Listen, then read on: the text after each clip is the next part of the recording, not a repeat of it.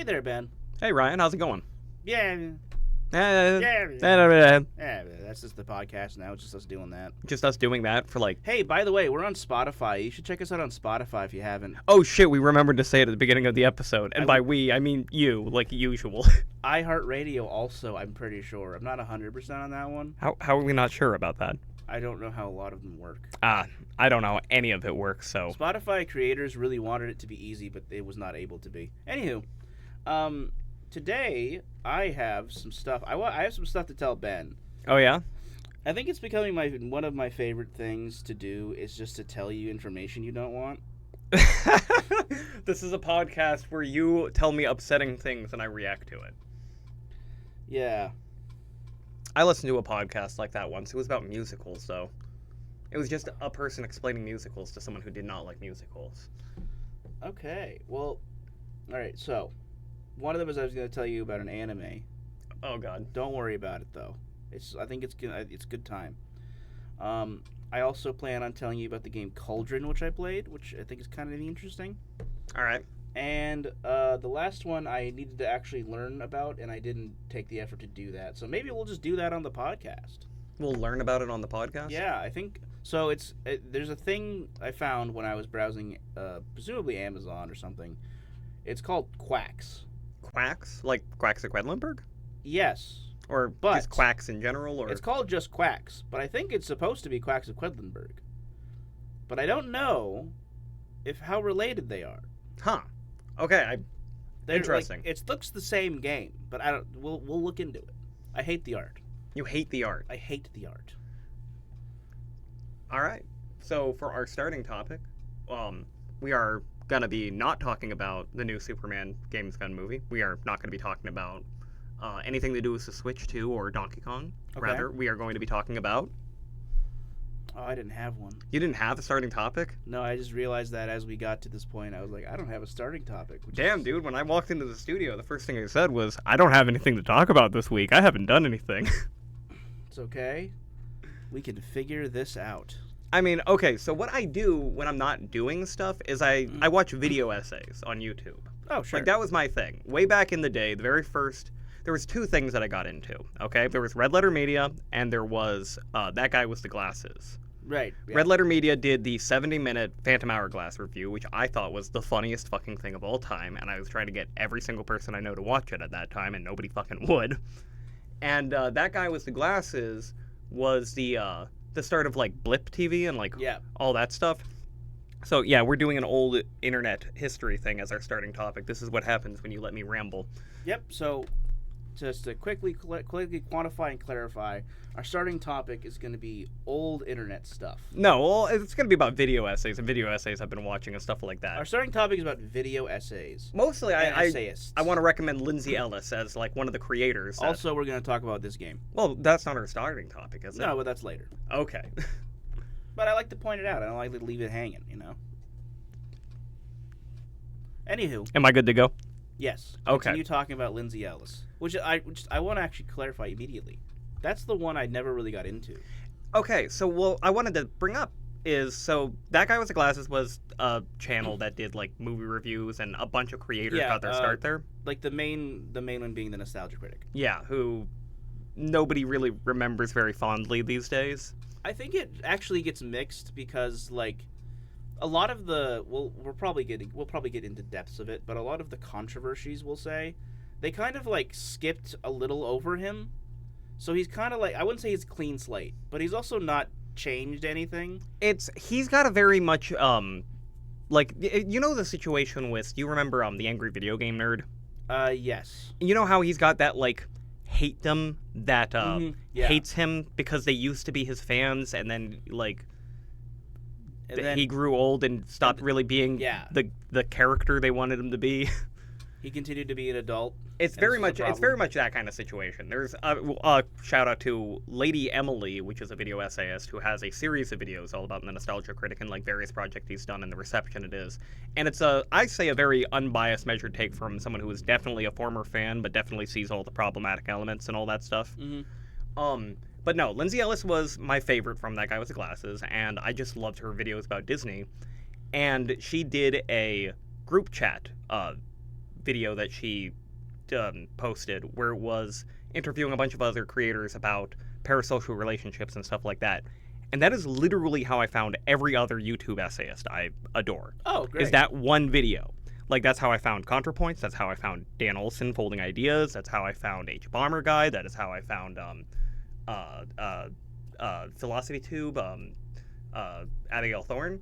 It was like they were all just in this one call. Yeah.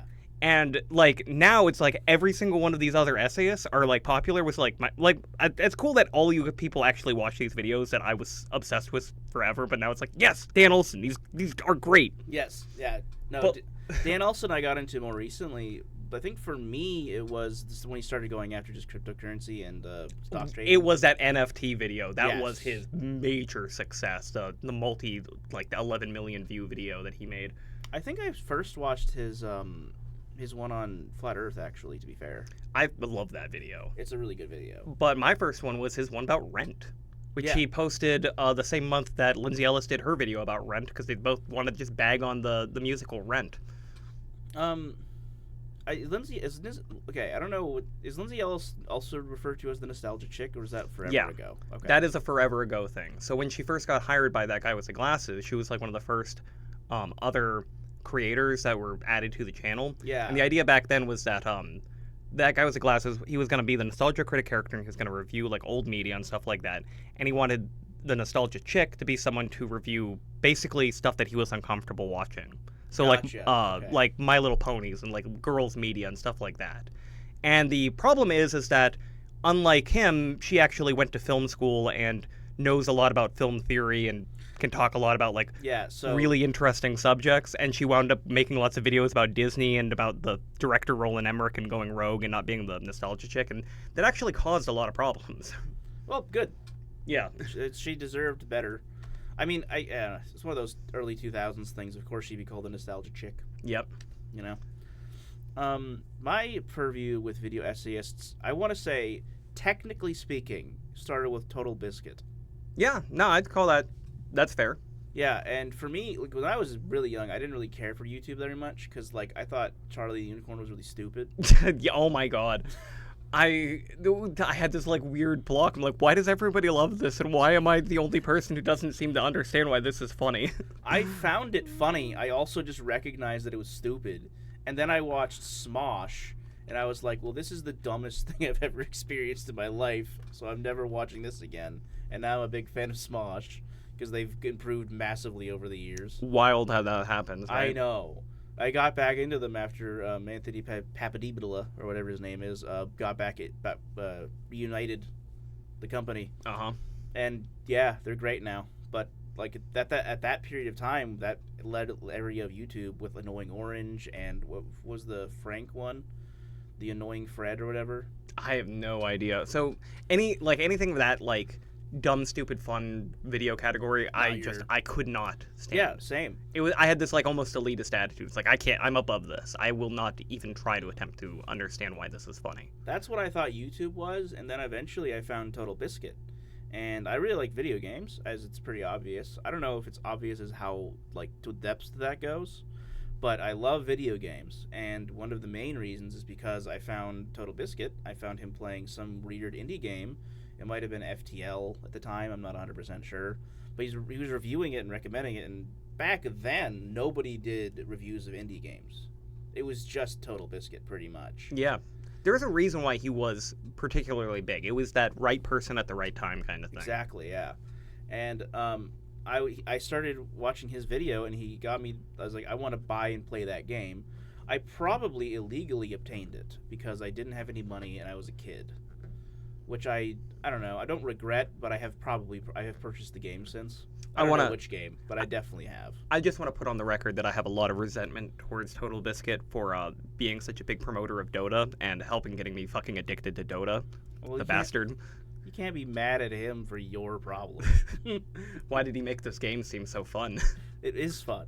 Fuck off. I don't find it fun. You do. I'm telling you how you feel. I don't agree with how I feel. Okay, so video essays. I'd say like It feels like the biggest one right now is FD Signifier. Yeah, dude. After the Kendrick Lamar Drake beef one. Yeah, that was his explosion one. That was because H Bomber Guy was actually already bigger than like all the other ones. Yeah, pretty much. He was just super popular because he made really fucking funny He made the video Fallout game 3 ones. one. But the lying the plagiarism one I'd say is his biggest video by far. I'd say so. I think that's what everyone. I think he back in like the early YouTube when it was that kind of divide between like it's easy called the Gamergate divide. Mm-hmm. He was on one side, and then like the kind of chuds were on the other side. Minus a couple of people because I think Chris Reagan's fine. That I think is what switched that entirely. I think that video is what made everybody recognize, oh no, this dude is actually pretty great. And then they went back and probably watched his video on vaccines, which is really amazing. I fucking love that video. Yeah. The one where he's like, I can't remember the specific video, but the one where he's like, sell them to who, Penn? Aquaman. That was when he was complaining about global warming.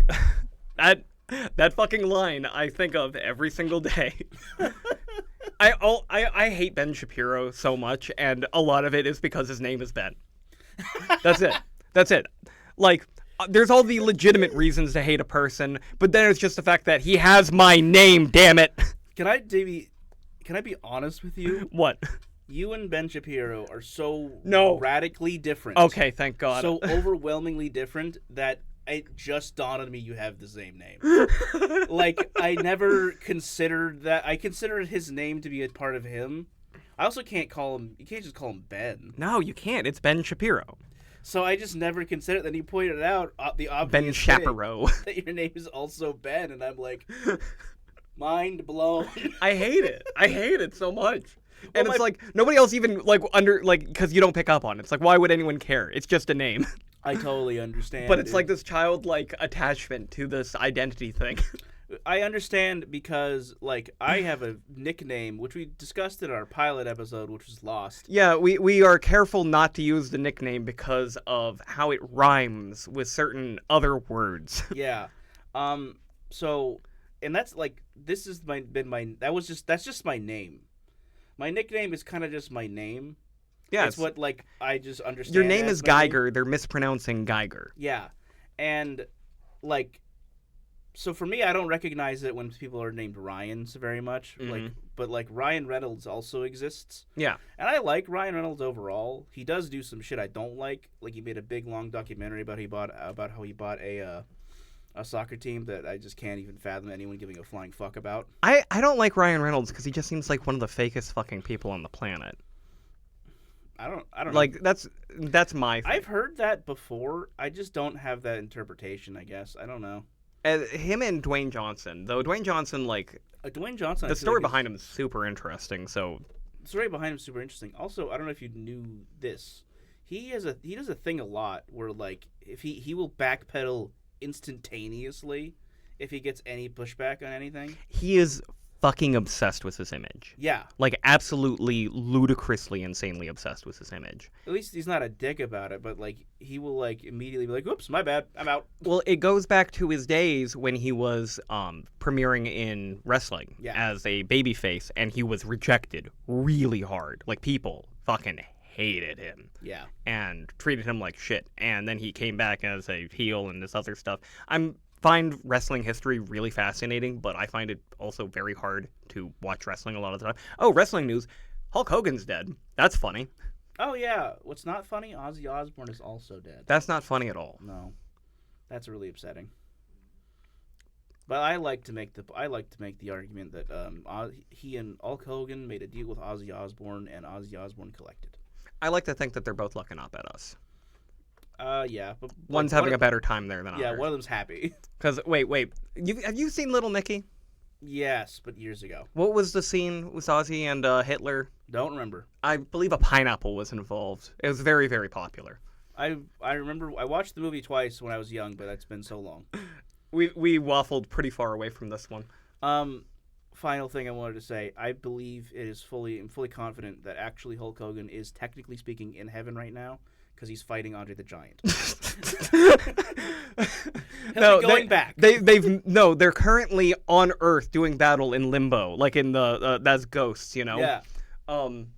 I was gonna say, oh god damn it, I just lost it. It was another Hulk Hogan joke. Another Hulk Hogan joke. Damn it. Yeah, brother. You think he's killing? You think Macho Man Randy Savage is beating the shit out of him? Yeah, always. Yeah. Oh no, it was his very specific racism that I just learned about, because I knew he was a racist, but I didn't realize like one of the major incidents was his being recorded ranting about how he's afraid he was going to die in a car crash with his family and being reincarnated as black. Okay. And I'm like, wait, what? That is like your actual... That's a fear? That's your actual fear, is like reincarnation is real and I might end up being black?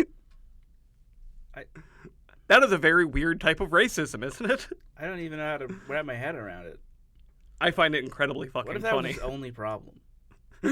What if he was fine in every other aspect? It was just that. I mean, he was racist. I don't know. That's why he was such a big Trump supporter. I presume all of this, but I don't know. I didn't look into him after. I mean, the one thing I could say he did that I liked was that he sued that one company, Gawker. I don't know about this. Yeah, so it was during when his sex tape got revealed, and some like really annoying journalistic outlet put it on their website, and he was like, "Take it down, or I'm going to sue you." And they were like, "We're not gonna." And then he sued them, and then they died. Okay, I mean that's good, but it's not going to make up for him killing any chances of a wrestling trade union. He's a bad person, and he did bad things. But the one good thing he did is that. Anywho, let's talk about video essayists, Ben. My favorite is probably Folding Ideas. Yeah. Although, to be totally honest with you, I have not finished his most recent video. It is something I don't find super interesting, I guess. I don't remember. What was his most recent video? It was the God Prince one about the footprints in stone or whatever left by... Oh, that one I actually found very interesting. I know. Because that hits close to home for me. Yeah, we talked about it back when it actually released, but for me it just doesn't hit at all.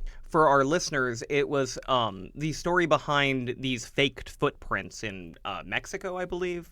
Like fake human dinosaur footprints that, like, you know, trying to prove that humans and dinosaurs live together, and it's all very weird Christian propaganda stuff. Yeah. And yeah, it goes into Christian evangelical Christian homeschooling and the resources that they get in order to be able to do that. And that's something that I didn't realize was such an organized, concerted effort across the country in a way that I find deeply disturbing. Yeah, John Oliver did a story on that about homeschooling and how it's kind of like there's some positives, but it's a lot of like really, really bad things that's unregulated. I mean, I have very negative opinions about homeschooling, mostly because I was literally homeschooled. Yeah. And I wasn't homeschooled in the Christian, like evangelical Christian, we don't want teachers telling our kids that, you know, evolution is real kind of thing. Yeah. No, it was specifically, it's like, no, George W. Bush is in the White House. They just passed the No Child Left Behind Act. The schools in our area, because, oh my God, this is getting very political. The point is that it was all miserable. I got a better education because I was homeschooled. I just still feel that despite that, it wasn't worth it, and that kid shouldn't ever go through that. Well, I mean, John Oliver's point was that there's so little regulation that what counts as, like, homeschooling can be, like, doing chores. Mm-hmm. And there was a person that he showed off that was, their homeschooling itinerary was literally, like, do 4 lessons in the morning, and then you just do house chores all day. Jesus. And that's, like, all that was their homeschool life. And it's like, what? All right, we got to get off this depressing subject. It was video essayists, Ben. Where do you think this is gonna go? That's the thing. They always start complaining about capitalism now. Don't worry, I got it. We can also talk about Jonathan Anderson. Is it Joseph Anderson? Oh my God, Joseph Anderson is deep cut. I love that guy. I hate him, but I love him. But I hate him. I feel the same way. I find, like, I don't watch Twitch streams very much, but I have watched clips of his, and I think he is a hilarious fucking streamer because he's got that perfect, like, his chat messes with him in a great way kind of relationship. Gotcha. Like, they force him to play, like, anime games that he can't fucking stand and stuff like that. His Undertale playthrough was really delightful for me to watch through. Actually, every Undertale playthrough I've ever watched has been delightful to watch through. It's a Let's Play series that I will always seem to enjoy. I have to replay it, Undertale. Yeah, I think I do too. I never got the good ending, which is the only one I cared about. I thought I did, but I didn't realize. What? I only played it once. I need to play it twice. Wild. I'm not gonna do the genocide run. No, after doing the good ending, they're just like maybe just stop playing. Don't reset your game. Just let everyone live happy. To. And I'm like, yeah, I am never going to do that. I would feel guilty just like facilitating this virtual story happening. Yeah, he was one of the ones that kind of got me deeper into video essayists, like video essayists specifically, because Total Biscuit was more a game reviewer than a video essayist. Or do you know what they're called when they're not like full reviews because they haven't beat the game? Well, the thing is that like this era of YouTube is when we started like really questioning what any of these words meant. Yeah. Because like, well, what is a review? Well, a review is just a recommendation whether or not you should pay money to buy a game. Ultimately, that's what it should be, but like you can make a solid argument that for some games, you do kind of need to beat it to understand. But people, they didn't actually want reviews. They wanted, deconstructions of their games. They want critiques. They want to be told exactly what makes it good or bad. Yeah, I'd say critique is probably the most popular. Yeah, because what he did catch-all. mostly, well, he basically never beat the games he played, because he basically played them for a few hours, and then he would make a video like while he's playing it. See, I would call that an impressions video. I think he was calling it a critique or something like that, but he was just like, yeah, this is the good stuff, this is the bad stuff, let me tell you if you should buy it or not. Mm-hmm. Yahtzee Croshaw was the one who did more reviews. Yeah. But I really enjoyed his original videos, but what was really fun besides the reviews were the ones where he would just talk about some topic. Like he talked about way back, this is going to use a deep cut for you, Devolver Digital. Oh my. Remember that with Jim Sterling? Yeah. That was a whole thing. He talked about, I think it wasn't The Wolf Among Us. It was another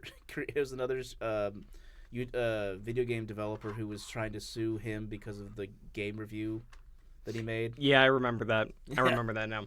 And those videos kind of got me started. And then I watched some of the Joseph Anderson videos, and those ones were like they were really, really interesting. I really liked them at the time. But then, like, the more I thought about them, and the more I talked to you about them, I was like, oh no, those are actually really bad. My issue with Joseph Anderson is like he doesn't seem he's over prepares to deflect oncoming criticism, in my opinion.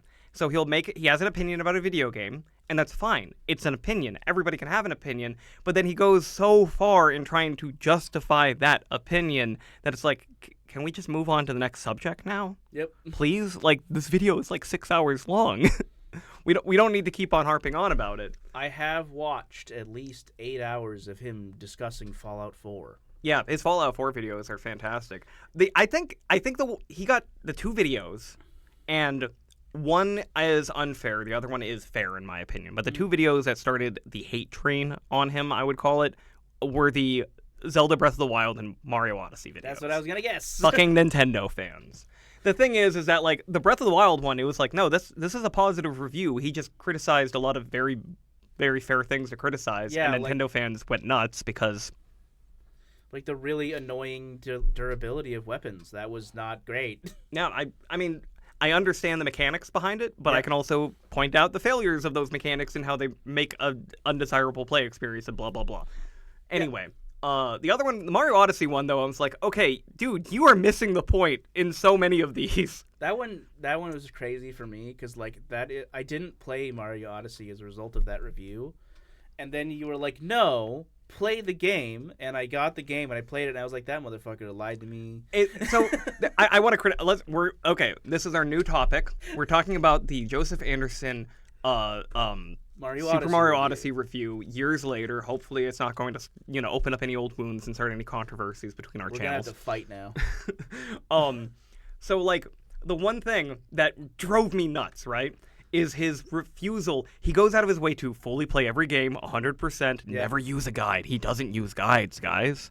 He figures it out on his own so that he can judge whether the game, like, dude, guides are fine. I don't understand people who have that mentality, but he took it to the next level in that he wouldn't use the in-game hint systems or the literally the bird that tells you what the name of the moon that you collect is. Yeah. So for people who've never played a 3D Mario game, you enter the level and they show you a bunch of stars or whatever the collectible item is, and the star is named like shoot out of the cannon or something like that. And that gives you a hint of what you're supposed to do to get the star. Since he was refusing to, since Mario Odyssey, you don't enter the level, you just stay in the level and you keep on collecting, moon after moon after moon. They have moons instead of stars in that game. You're supposed to talk to a bird who tells you what the name of the moon is. And he saw this as like a cheating hint system.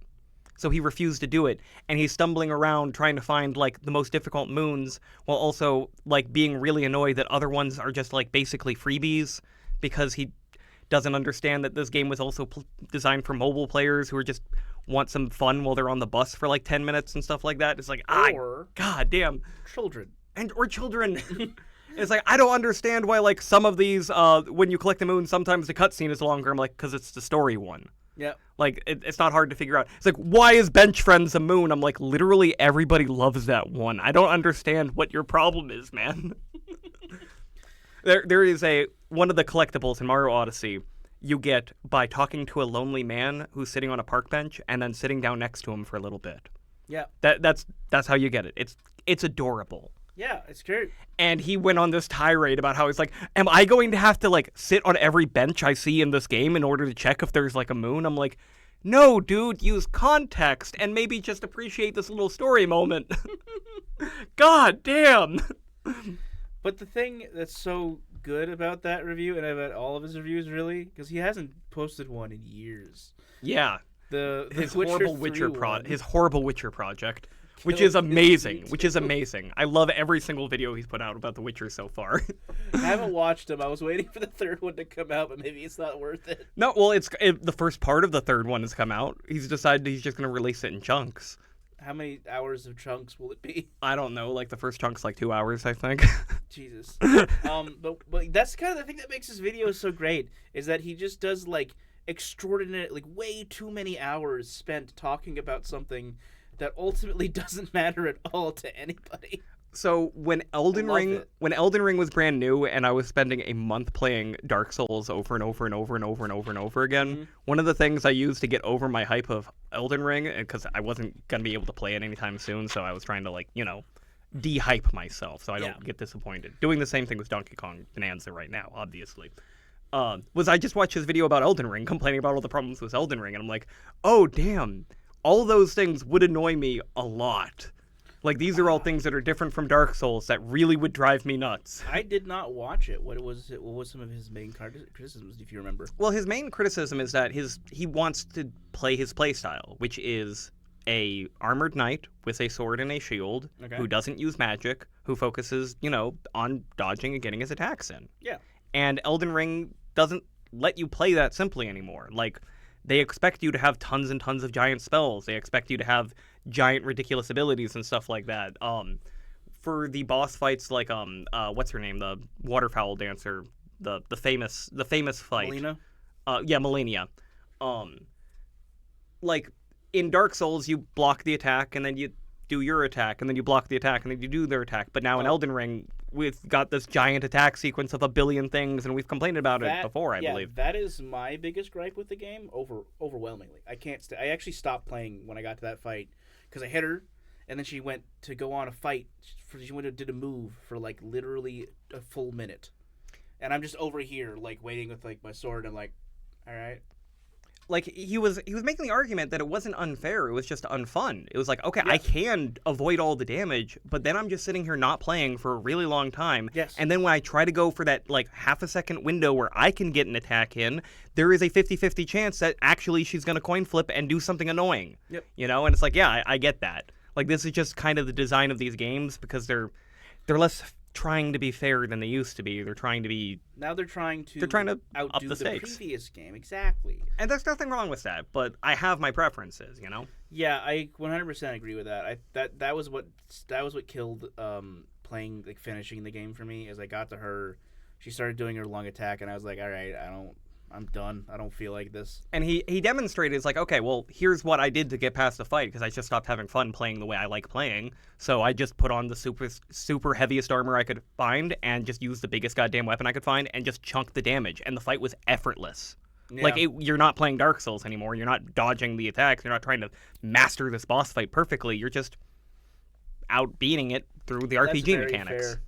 One other thing that our mutual friend Nathan hates about Elden Ring, because he loves this game. Mm-hmm. When it came out, he was like, "This is the best game that's ever existed." And I was like, "I don't know if you're going to continue saying that in years." He's like, "I definitely will." He's not. He's the most hyperbolic person I've I ever know. met. I've ever met. Yes. He's not listening to this. His favorite, his least favorite thing about the game is the amount of weapons. Mm-hmm. Because there's like thousands of weapons you can collect, and it just clogs your inventory. And like a lot of them are variations on longsword. Yeah, because the longsword is fair. And then, like, if you're playing a non-spellcasting character, lots and lots of those treasures you're going to be finding, it's just going to be spells. And you're going to spend lots and lots of time, like, going into a dungeon and just being disappointed when your reward is just a spell that you're never going to use. So I did not have that experience because I played, like, I basically spec'd really deep into spells because I really wanted to see, like, how different they were going to be in this game. Mm-hmm. And I had a lot of fun doing that. Yeah, that's the coin flip is like, well, maybe you should stop. Elden Ring isn't as focused on having your every playstyle be viable like Dark Souls used to be, and is more just like, hey, these are the systems that are fun and good that we have advanced on. Yeah. The spell system has only gotten, like, the way spells has been handled in the Souls game has only gotten better and better and better. Yeah. It's always been kind of awkward, in my opinion. I think that I don't know if it's the peak of this one, but it's really fun in this game to summon a moon. Yeah, like you literally just summon the moon. I still think that you should definitely check it out, because I think you're able to play it now. Yeah, I now finally. So what I spent my week doing instead of enjoying life and watching movies and playing video games was reformatting a computer and then trying to diagnose sound issues, audio technical problems. And you managed it like a Yes, G. and I felt like a god when I finally fixed it. Well, now that you can play, I think you should check it out, because like some of the most fun moments in Elden Ring are the ones where shit just sort of happens. Yeah. I'll tell you what happened to me my first like hour or so playing. I got into the level. There's a tutorial you're supposed to do. Yeah, I have played through the tutorial. I didn't fully play through the tutorial. I did not get my horse. You didn't get the horse? Not initially. Okay. I intentionally went a different route because I was like, I see the path. I want to go that way. That's how I play games. That's how you're supposed to play the game. It's freedom. I went that way. I took out a bunch of guys. I got to the bottom of something, I think. I opened a chest, and then I was suddenly transported across the map. Yep. So, I have not played Elden Ring, listeners, if that wasn't obvious. But I've heard this a lot. This is, in my opinion, peak fucking design. The fact that so many people experienced this exact scenario and it hit them all in the exact same way. It was so much fun. Now, I didn't know a lot of things. I have so I think Dark Souls 1, or maybe is Dark Souls 1, is it 3? It could have been 3. Well, Dark Souls 1 definitely ruined me forever because I don't think about the ability to teleport as an option ever.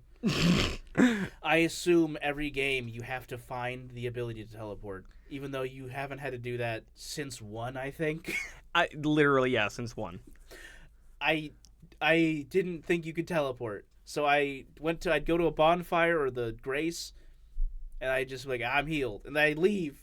And I walked, because I didn't have my fucking horse, all the way back. From Caelid to the starting area. Yeah.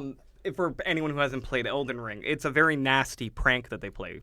There is an early area, early dungeon that has the chest, and did we have a double screen effect the entire time? No, don't worry about it. Are you gonna edit over it? I don't know. Okay. Find out. If you haven't played Elden Ring, lots of people do this early thing where they find the chest that teleports them all the way to the opposite side of the map. The best part, though, is the place they teleport you to. It's not just a distance. It's the fact that it looks like you have just been trapped in hell itself. Yes. It is like a war-torn area. It's like a blood-red swamp Yes. with like giant carrion crows just like picking up corpses and stuff like that. It's full of like the new mechanic they put in Elden Ring, which is like bleeding, but like a disease type thing. I can't remember what it's called, Crimson something. The crimson. Well, it's a variation of the poison Yeah. mechanics that they've had in the past. Yeah. It's full of that shit, and then you're put there, and you're like, what the fuck's going on? And if you're like me, and you don't think you can teleport, 'cause You of walk course you through it can. all. Okay, that's the original, the Ryan original. I walked back, I walked. and then I went up to the person. They were like, "Here's a horse," and I was like, "I could have had a horse. You could have teleported. I could have teleported." Hollow Knight. Have you played Hollow Knight? I beat it. Yeah, I love Hollow Knight. It's one of my favorite games of all time. Okay, just checking. Our friend Mike just beat it for Yes, the first he time, did. and now he's like, "Hey, you wanna do a speed run sometime?" I'm like, "I don't know. I've never really wanted to speed run Hollow Knight, but you know I love speed runs, and you know I love Hollow Knight, so I guess I gotta have to, right?" He told me all about this. So Joseph Anderson's video of Hollow Knight was him talking about how he got trapped in the deep nest right at the beginning of the game, and he accidentally saved down there, and there was no teleport, and there was no horse. There was just like, you have to get out of the deep nest. This game's version of hell. Dude, Hollow Knight's such a good game. Hollow Knight is a fantastic game. I find Hollow Knight fans more and more annoying every day, though. I agree with you 100%. They have become rabid, dude. Well, I agree with you, but also I kind of blame Team Cherry a little Oh, bit. I get it. Like, just give me an update.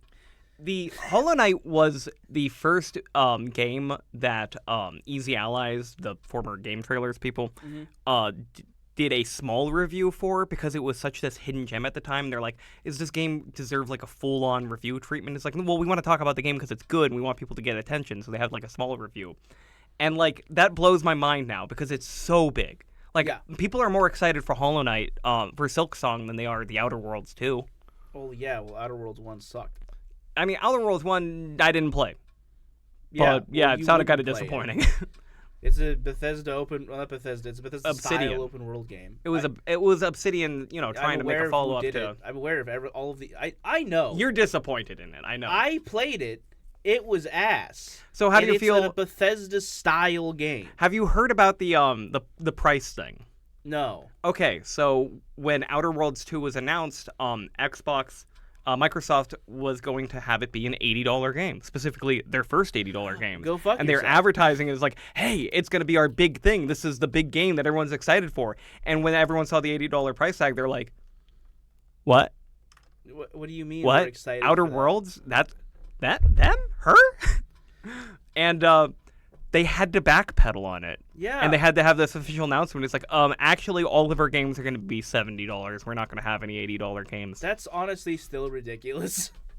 And Kyle Bossman, formerly of Easy Allies, who I stopped watching Easy Allies because he left Easy Allies because he was the funny one on it. Yeah. But he did this great video today talking about the subject.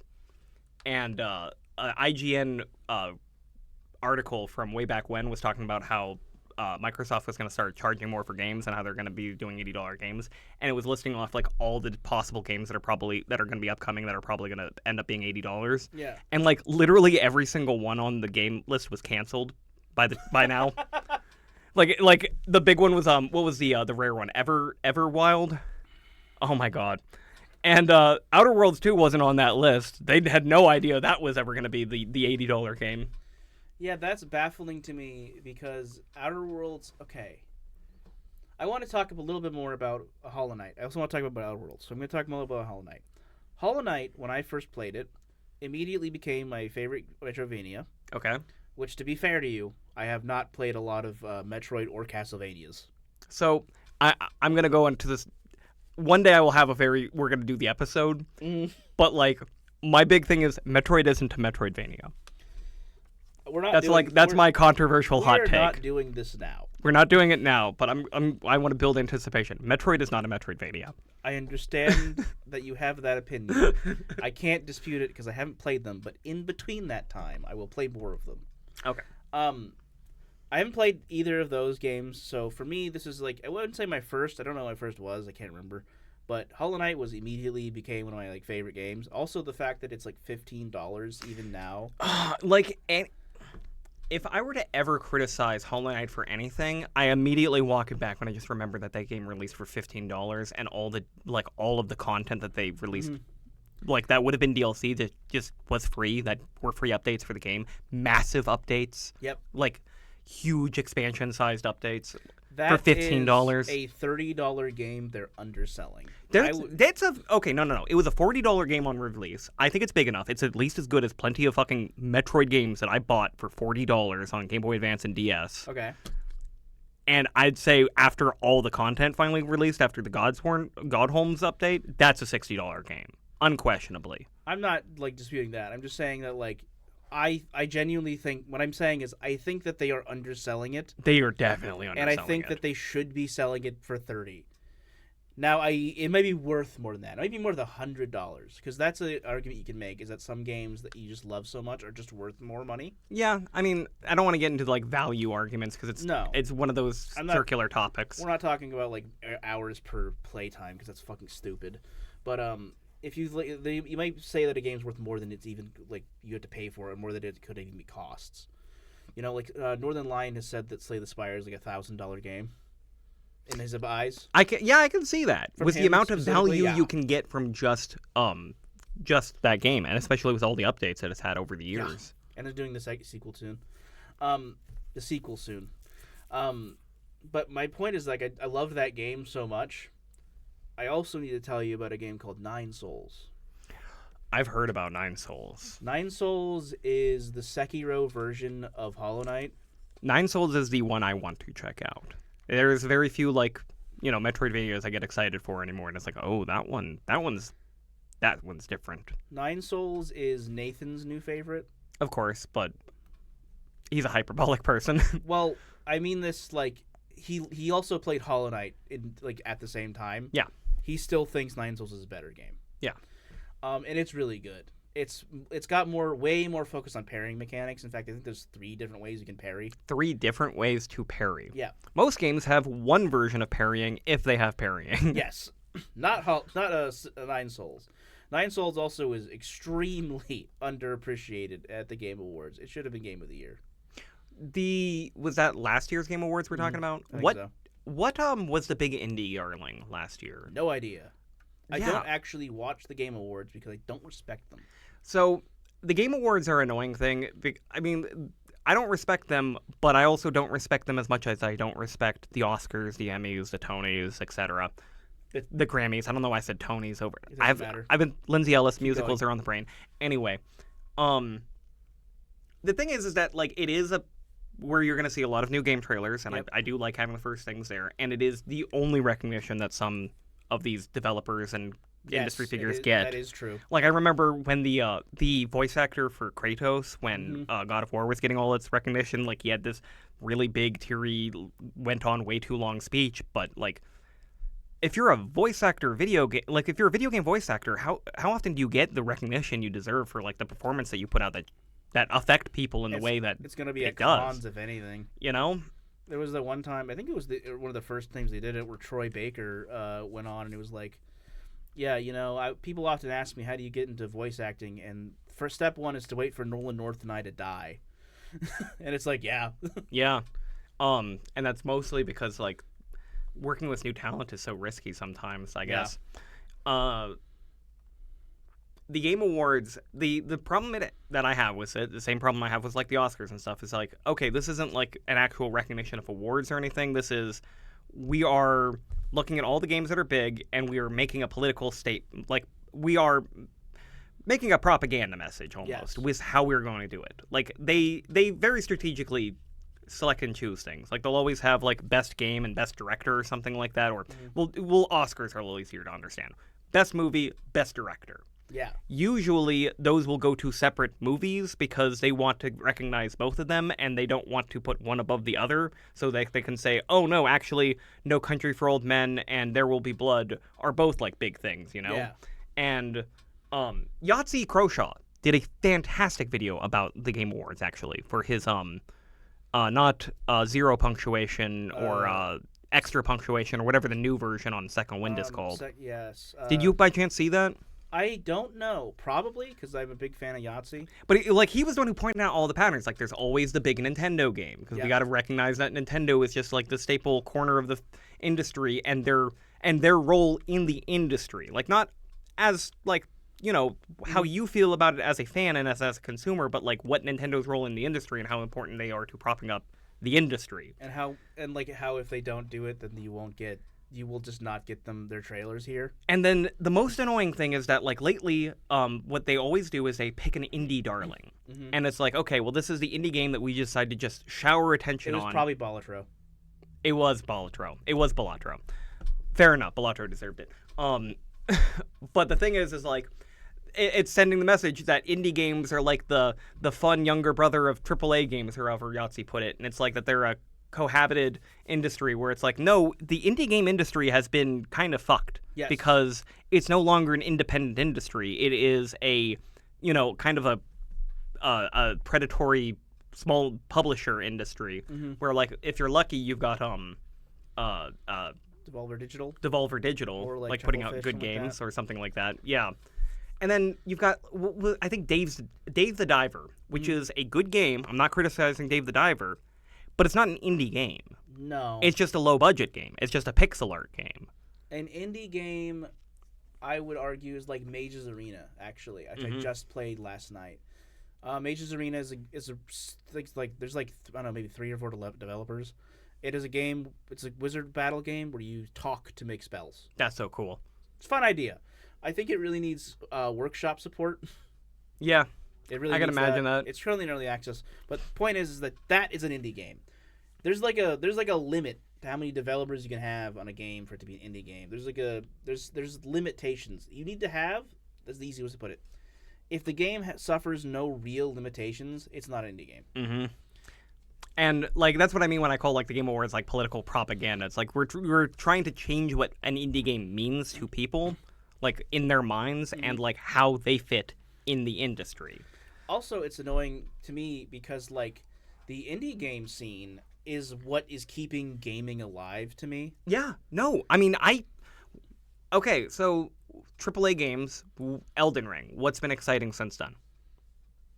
Okay, let's see. And we'll subtract Nintendo, because Nintendo doesn't really make AAA games, they make Nintendo games. Yeah, I would agree with that. I don't even call them AA, I just call them Nintendo games. They have their guaranteed fan base, their guaranteed install base, and their ever-expanding market of kids. Let me do a quick Google search, not because I don't believe you. Because you can't remember what AAA games you're supposed to be excited for, you know? It's not even one of them, so I just It's not don't that pay they don't attention. exist, but we don't care anymore. We're checked out. Okay, so let's see. The fuck? Black Myth Wukong came out. Okay, that one was a pretty interesting. That was the Chinese studio making a massive AAA game for the first time, Souls-like, based on Chinese mythology. Souls-like. It's not Souls-like. Oh, it's not Souls-like. No, a lot of people got that impression. It is just an action game. Okay, I heard it's good.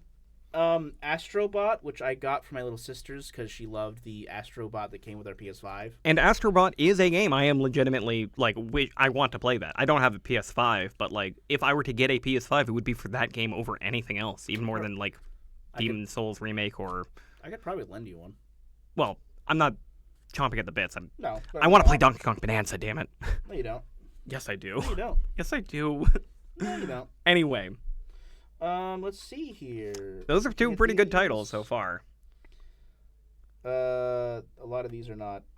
Man, remember when you could just go year by year and, like, list off, like, the 20 great games that came out that year? No. They're like, 2008. Do you remember how good 2008 was Ben, for we games? established earlier this episode, I'm bad with names. Google 2008 in video games. Dragon's Dogma 2. I wanted to play the shit out of that, but I never did because I didn't want to pay full price. Also, I really hate how Capcom does everything they ever do. Capcom, oh man. Capcom's the worst. That's a new tyrant. Well, I like Capcom, but I don't think they're the worst, but I do find them very frustrating. The worst for me. Indiana Jones and the Great Circle is one that nobody gave a shit about at all, but I think is actually good. Yeah, I had a friend who gave a lot of shit about it, and he spent a lot of time texting me about how much he liked the game as he was playing and all the things that he was doing and all the things he was enjoying. My thing is that I've kind of just grown out of Indiana Jones. Yeah, I think of the like the AAA games though. I think that's pretty much all of them. that anyone's gonna care about. Besides, like, I guess Call of Duty, if you want to get technical. Development time is so long now, like so absurdly long. Yeah. And these budgets are so fucking massive, and so many of these games are so... Because, yeah, now that I'm thinking about it, one of the things is that they just haven't made lots of big single-player games like they used to. Not Elden Ring, Elder Scrolls 6. Oh, is that something that's been announced? No, well, announced. It was announced. Yeah, I remember. Years ago. It was announced at the same presentation they announced Fallout 76. And Starfield. And Starfield. Starfield's also, like, one, but that's terrible. That's a terrible video game. I remember the Elder Scrolls 6 being that screenshot of the title being the top post on Reddit over Starfield and Fallout 76. I was like, and I was like, okay, one, they announced 2 other games to be coming out before then, and they take a long time to make games, and you only have a title. Why is this breaking the internet? I forgot about the most obvious one. What? I'm sorry. Grand Theft Auto 6. Oh my god. Grand Theft Auto 6 is still not coming out. It was supposed to come out this year, but it's coming out next year. Oh my god. I forgot to be excited for Grand Theft Auto 6. I'm not excited for Grand Theft Auto 6. I'm not excited for Grand Theft Auto 6. Know, this is a thing that we might need another person on. I don't give a shit about the Grand Theft Auto series basically at all, and I think they're all the same. I will say Grand Theft Auto 4's story is like more, I wouldn't say better, but it's more real. Grand Theft Auto 4 had an actual story. It had an actual character that was interesting. More than the story, it was a character study, you know? Sure. Grand Theft Auto 3, that's the thing. I've never played Grand Theft Auto 3 or 4. I played Red Dead Redemption and Bully, and Bully in particular is like one of my favorite games. Yeah. Grand Theft Auto 5 story was pretty good. It was kind of similar, but like not as harrowing because the characters are like just 3 criminals. Yeah, but at 3 different levels of like infamy, I will say. 3 levels of society almost. It's easy to kind of make that argument, but it's more so that like Trevor and Michael could be in the same point. It's just that Trevor wants to live like that. So, from my memory. It's weird we're talking about this story, because for me, Grand Theft Auto, growing up, like, that was the game that the whole point was to mess around in. You got it so that you could do whatever you want, steal a car, grab a gun, start mowing down pedestrians, going on a killing spree, get chased by the cops, hijack a helicopter, crash it into a building. That's still what it is, but that's not impressive anymore. Exactly. It's like in Grand Theft Auto 5, you can go golfing. And why the fuck would I want to go golfing? Well, I remember when Grand Theft Auto 5 was first announced, and I was just like, man, the expansiveness of this game is insane. And that was the last time I ever got my mind blown by the expansiveness of the game, because it kind of just like, okay, the sky is no longer the limit. There is no limit. Grand Theft Auto 5 has reached that point in that I always imagined video games would wind up being, where it's like, here's the whole fucking life simulator with a fake television, like fake multiple television shows and fake internet websites and all the different millions of activities you can do. It's like, okay, it's all very cool. You can go to the movies. It blew my mind. You can go to the movies. You can go do tennis. You can do all this stuff, and it's like, I don't. Nothing about what they've shown for Grand Theft Auto 6 is like surpassing that for me. No. Like, and what's gonna be different? Games still have the same shitty, terrible Rockstar controls. At a certain point, making the game world bigger and bigger and bigger stopped being impressive, because it just became too big for it to matter anymore. Your ability to conceive of the size and appreciate it just disappears. There are games where you can go to space. Yeah. And you can go to planets, and the planets will be planet-sized. I mean, what was the space one that was super controversial and has... No Man's Sky. No Man's Sky, thank you. I've never played No Man's Sky. I have found the story of No Man's Sky to be one of the most interesting in all of video game history. Yes, and actually, Happy Games made the developer making a new game. Cool. Yeah, and I'm excited for it because, like, No Man's Sky, like, fully 180 redeemed, in my mind. I mean... the thing I'm resentful towards No Man's Sky is not their redemption. It was the legitimizing of redemptions in the industry. I agree with that. Because, like, the idea that Fallout 76 ended up regrowing its player base just kind of annoyed me. Yes. It's like, you people are sheep, and I'm disappointed in all of you. Like, okay, what No Man's Sky did was they were like, our game sucks. and they took years making new shit. Yeah. They filled it to the brim with vehicles and like base building and underwater levels and like It wasn't even just like living up to the promises they made, because a lot of the promises they made they were never ever actually able to live up to. yeah, It was about just providing new content. good quality stuff for people to play, to enjoy, to make it their money Fallout worth it. 76 just fixed it. Because the problem with Fallout 76 is they released one of the most buggy, broken games of all time. and it's Bethesda, so you knew it was going to be broken, but it was past that point. It was unplayably bad. Yes, And now like, it's playable, but it's still shit. it's just like so annoying. But since we've talked about Fallout 76, I was gonna say this has been one of my favorite podcast episodes to record. In this, what is this, episode 12? yeah. I like just rambling about anything that comes to my mind. Well, this is actually more of a let's circle back and let's talk about Outer Wilds or Worlds. Yeah, Outer Wilds is a fantastic game. I don't want to accidentally I hate criticize so Outer much Wilds. that they're so similar. I'm resentful towards Obsidian too, because it's like you nearly overshadowed this amazing indie gem. The actual indie gem came out first. Yeah, but the other one Luckily. got more attention at first because it was the bigger name, and then Outer Wilds wound up living on because it's the better game. My favorite Fallout game, I am that guy, is Fallout New Vegas. There we go. I was waiting for this. Needle drop. It's my favorite one because it has so many systems that the other Fallout games don't have, and Bethesda hates it. They hate it every day. They do everything they can to hate it. It's the most frustrating shit in the fucking world. Obsidian have said for the entire time they've existed that this is an issue, that they were not upset when Bethesda only gave them like 18 months to make the game, which is not enough time to make a game. And then famously tied their bonuses to the Metacritic review score, which is already bullshit, and then it got one score down. 1 point lower than the required 76 Metacritic score Something needed like to that. get their payout. And they have said for years they're not upset about it. Well, I am. Fuck you, Bethesda. They deserve that money. And as a result of a lot of this aspect, a lot of the big people, the big names in Obsidian left. Yeah. So by the time they decided to make Outer Worlds, The supposed New Vegas New Vegas light, but it's going to be their version of Starfield before Starfield comes out. And it came out, and it's fucking boring.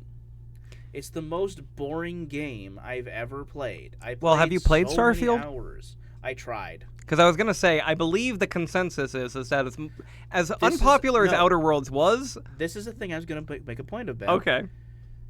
What's fascinating to me about Outer Worlds is that it's a bad video game. It should not have been made, and I'm upset that they're making a sequel. Yeah. It has gotten a new resurgence of positive reviews and ideas and light because Starfield is just so bad. They lowered the bar.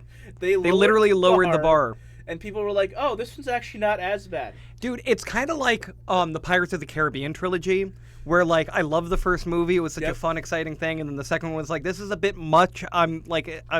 You're going a little bit too hard on the lore. You're making this a little bit too big. This is kind of getting annoying. And then I didn't even bother watching the third one. And then they made 2 movies that nobody bothered watching. Yep.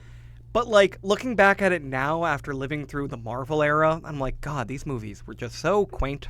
I love it. Gems. Absolute fucking gems. Dead Man's Chest is a masterpiece. I fucking love that movie now. Yeah, and you also gotta love the CGI back then. Oh my God, it still looks amazing. Yeah. Hey, video essay. Gonna call it back to the beginning of the episode. You ever see that one that was explaining the Liar's Dice scene? No. Oh my God, I'm gonna have to. Is this Corridor Digital? I have no idea who made it. I'm very sorry to the creator of this video essay, but I'm sure if you were to look up on YouTube, Liar's Dice, Pirates of the Caribbean, you're gonna find this video. It's a great video. It's likely Corridor because Corridor are the ones who go through and look at like visual effects and everything. Well, this one, what they did was they explained the rules of Liar's Dice and explained what's going on in the scene and what the director was trying to do, because it doesn't come off very well. No. Especially because I guess there was like editing notes and they had to cut off a bunch of scenes and it made it even harder to understand. But the problem is that Liar's Dice is a little tricky if you haven't played it. Yeah, it's kind of weird. I actually have had the pleasure of playing it. It's pretty fun, but it's like it's very much a bluffing game. But this essay goes through the entire game that they play and every single player's turn and what the information that they all know and what the decisions they're making and how it fits into the greater narrative, and it is fucking brilliant. And it makes you just look back on Dead Man's Chest and Pirates of the Caribbean with just this newfound appreciation. I would say it's probably worth finishing the trilogy just to see it end. Yeah, I really should. Because, like, it's fun. I miss pirates. I'm sick of superheroes. Can we go back to pirate movies? Please bring back pirate movies. I was also a kid when they were coming out, so for me, I was in high school. Yeah, for me, it was like, these are the coolest fucking movies in the whole fucking world. And they had fucking Pirates of the Caribbean toys at McDonald's and whatnot. Oh, man. So, since I've reached a slow in momentum, what were some of the topics we were going to talk about this episode that you wanted to... Don't worry, buddy. I have a list. Okay. I've got the list right here. Ben, I want to tell you that I just gotta let you know your favorite anime has gotten a new season. My favorite anime? Your favorite anime. There's a fourth season of Mob Psycho. Stop. There is it. Stop. Reborn as a Vending Machine is a second season. Oh my god. As a vending machine, you say? Yeah. So the one isekai that I actually found as a fascinating premise. Berserk. I hate you so much. I'm just gonna add my mouth is like opening and closing as I'm just at a loss for words how to respond to such fucking disrespect. Good thing Mike doesn't watch this stuff or else he'd kill me. He would kill you. The one isekai premise that I actually loved the premise of was the time I was reincarnated as Yamcha. Okay. Which was just a retelling of Dragon Ball Z if the character Yamcha had the brain of a massive Dragon Ball Z fan who knew the series inside and out and was using that information to destabilize the universe and make Yamcha into the new main character. Okay. But like beyond like the metafiction qualities of that, I can't stand like what are some of the more famous ones? That time I reincarnated as a slime is probably the most That was famous. what I was about to say. Where it's like, okay, well, what if you were the weakest monster in the video game? I'm like, okay, that's kind of interesting, I guess. That's not the premise of that anime. Okay, No. well, how about we tell me about it. I can tell you a little about it. I actually didn't finish it because it's kind of just boring. Really? I always hear good things about that one. Well, okay, the first season's boring. What happens is that you reincarnate as a slime, and slime's big things in this universe is that they can absorb the abilities of anything they eat. Okay. So they if you eat a dragon, a slime, you become like dragon-like. Oh, so slimes are the most powerful creature in this Exactly. bizarre kind of... Well, I guess it's still a deconstruction of classic Dragon Quest tropes where the Yeah. slimes are the basic enemy type. No, I wouldn't say it's a deconstruction because, like, inside of the first season, the slime becomes a person. Okay. Yep. And then it just becomes sort of a power fantasy anime about this person, like... So what actually makes that an interesting premise? It's just like we thought the slime power was interesting. Like, well, you didn't even need to make an isekai. Why didn't you just make a anime about a slime guy who can steal powers by eating people? I don't know. Wouldn't that be cool? Wouldn't that be an interesting story? I mean, that's the story, But it had to be an isekai. I guess. Uh, There's a couple that I think are pretty cool. Well, we can talk about the other ones that are really lame. Easy one is Sword Art Online. I I'm not never a fan. watched Sword Art Online before. I just know I hate it. I know I hate it. I reincarnate. What is the one? I only know it by its Japanese name, Mushiso Tensei. Everyone knows what that is, probably, but it's the one with the guy who is reincarnated as a child, and it has a lot of really, really weird sex scenes. Okay, no, it's the one that our mutual friend Silas Silas tried to show likes. me that one time. Yeah. And that one is notable because it actually does deconstruct the genre a little bit. Yes. Because the main character is objectively kind of shitty, and he is learning about how shitty he is and becoming a better person through his experiences in this power fantasy world. Yes. So yeah, that's cool. I can appreciate that. Oh my god, I didn't even realize that Inuyasha is an isekai. I never thought of that. Dude, I remember when Inuyasha was just like that one super popular anime just because it was one of the only animes you could find on television. Yeah. It was one of the ones you get on Adult Swim consistently. Konosuba. You know that one? Is that the comedy one? one? Yeah, I've heard of that one. Yeah, that one's like that is what it is. The blue-haired girl is a mage and she's drunk. Yep. No, No, she's a god. healer. She's a god. She's a god? Yes. Oh, I was assuming fantasy classes.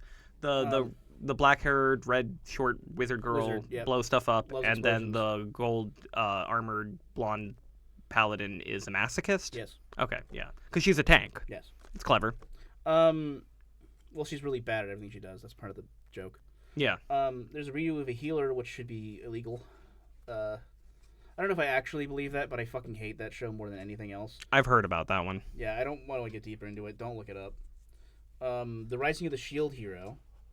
That is a show.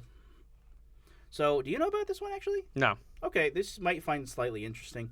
Rising of the Shield Hero is an anime where the main character goes into an anime world or whatever, fantasy world.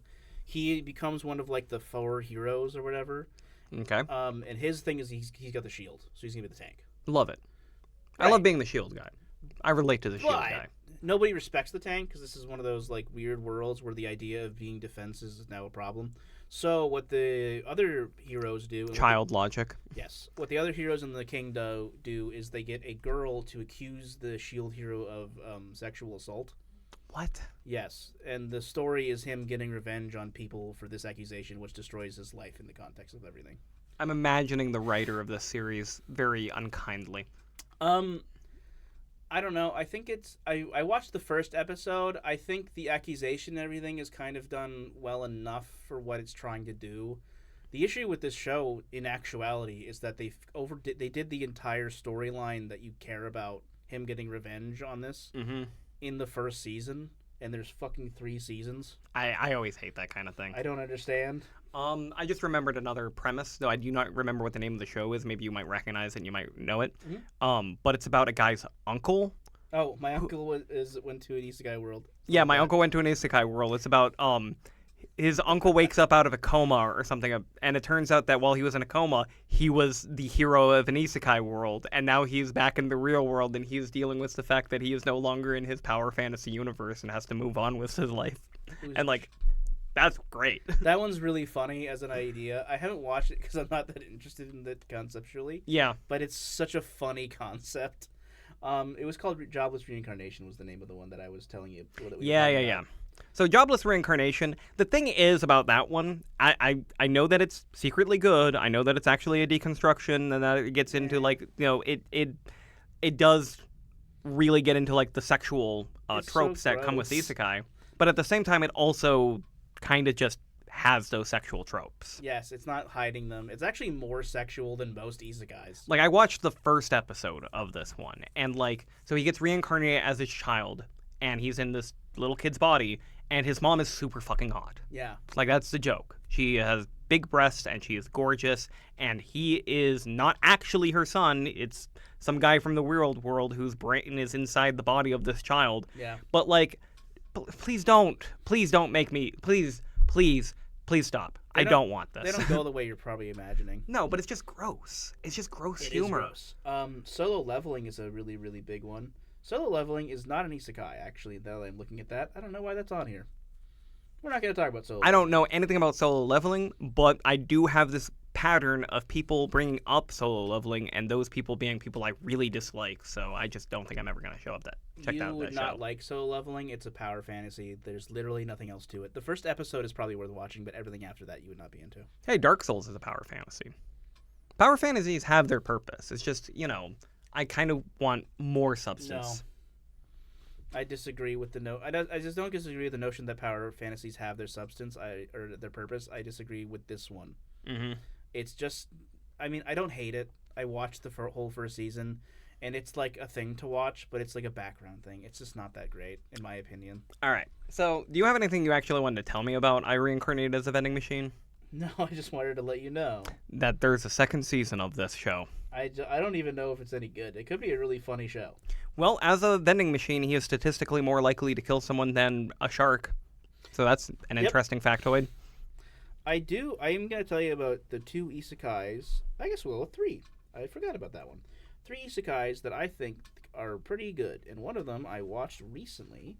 It's called Tiagonia. Tiagonia. That's an interesting name. Tiagonia. So, Tiagonia is interesting to me because of how they do their mythology. I spelled it wrong. There we go. I knew I was not going to spell that correctly. In this world that this character exists in, the way that magic and everything works is through imagination. So if you can imagine it hard enough, you'll be able to do it. But the main thing that you need are godstones, and godstones are in every person. Okay. Every person has a godstone in their body. It's like next to their heart, and you kill them, and you take their godstone and you drink the stuff inside of it. Okay. And that's how you become more powerful. There's also land gods, which are deities that operate within an area. It's very similar to Japanese mythology in that regard. Yeah, Shinto, the whole idea of animism and like every Exactly. tree and rock having a spirit inside it. It's not kind of like that, but it's kind of like that, but it's actually just large swaths of land. Interesting. So you can become a guardian bearer, which is to be somebody who gets like a land god's blessing and protection. And that's kind of like the idea of the mythology of the show. It's pretty interesting. It's about this main character, the dude right here, who his whole thing is he's like a peasant. Very effeminate. I just assumed this was a female character. I also assumed that initially. It took me a while to figure out he was not.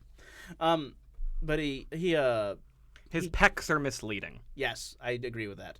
He obtains the ability of guardian bearer kind of in secret, and then he starts becoming like a really notable person in his like small outward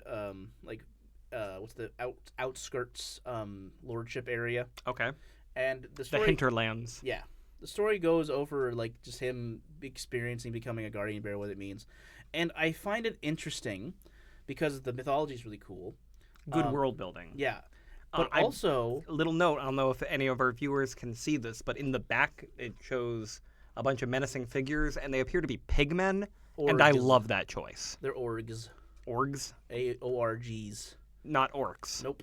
I mean, I like when people just depict orcs as pig guys. Yeah. I don't know why, it's just an aesthetic Star choice Wars. I like. Yeah, the Gamorreans. Or there was this there's this beat 'em up by Capcom, King of Dragons, that I love. The first level you have to fight a bunch of these pigmen, and it's just my generic D&D fantasy looks exactly like that game.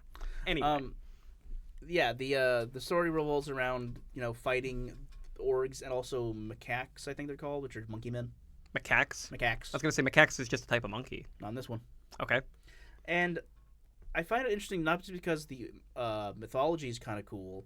Also, the guardian that he ends up with, because the guardians are like giant or gods and everything. Yeah, okay. Is like notably kind of, I wouldn't say evil, but his dichotomy is justice. Okay. So he's the scales balancing. You have to do what's right for the balance of the world or whatever.